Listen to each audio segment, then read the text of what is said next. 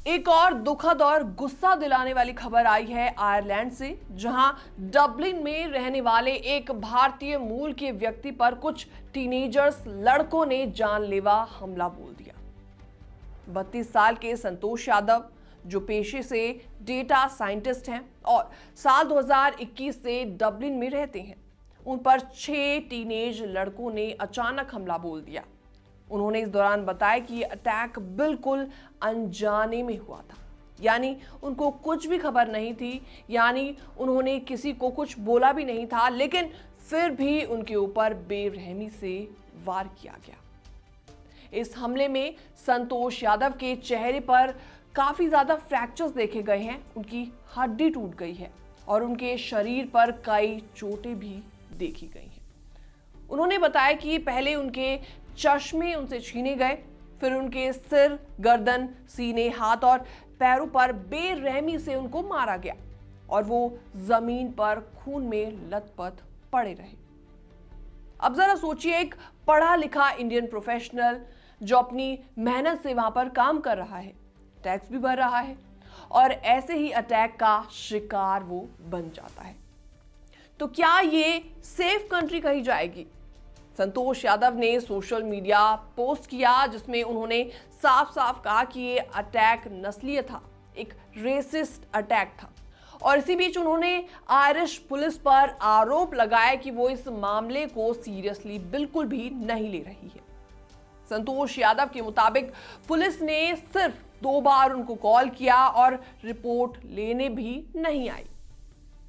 उल्टा उनसे कहा गया कि वो खुद थाने चलकर आए, जबकि संतोष यादव अभी खुद चलने की भी हालत में नहीं है।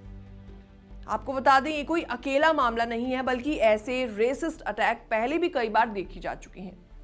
कुछ ही दिनों पहले डबलिन के टारलेट इलाके में एक 40 साल के भारतीय व्यक्ति को एक टीन गैंग ने बुरी तरीके से पीटा और उनके कपड़े तक इस दौरान फाड़ दिए गए। और इसी के चलते एक लोकल महिला, जिनका नाम था जेनिफर, उन्होंने खुलासा किया कि पिछले कुछ दिनों में ऐसे ही अटैक्स लगातार देखे जा रहे हैं, जिसमें कम से कम 4 और भारतीय पुरुष घायल हुए हैं।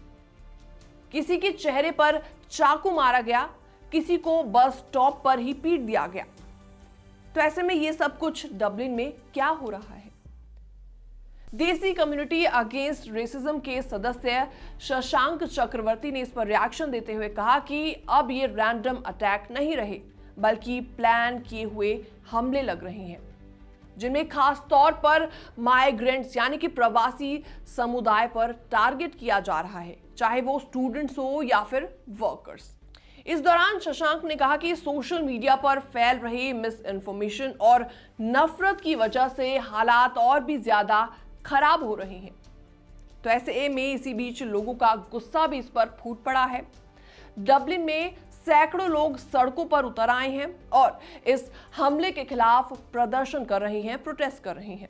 लोगों की मांग है कि गर्दा यानी कि आयरिश पुलिस तुरंत एक्शन ले और इन टीनेज गैंग को रोके, वरना हालात और भी ज्यादा खराब हो सकती हैं। इमिग्रेशन काउंसिल ऑफ आयरलैंड की सीईओ टेरेसा बुचकोव्स्का ने पुलिस की ट्रेनिंग और उनके सिस्टम पर बड़े सवाल उठा दिए। उन्होंने कहा कि कई बार पीड़ित लोग रिपोर्ट नहीं कर पाते क्योंकि पुलिस में प्रॉपर मैकेनिज्म ही नहीं है इन मामलों को हैंडल करने का। जी हां, आखिर में बड़ा सवाल ये उठता है कि क्या आज का यूरोप वाकई में उतना इंक्लूसिव एंड सेफ है जितना कि वो दूर से दिखाई देता है, या फिर इंडियन कम्युनिटी को हर वक्त अपने आप को प्रूव करना पड़ेगा किसी दूसरी कंट्री में जाने के बाद? आपके क्या विचार है? वीडियो देखने के बाद कमेंट सेक्शन में आप अपनी राय रख सकते हैं। बाकी तमाम अपडेट्स के लिए बने रहिए एनबीटी इंटरनेशनल के साथ।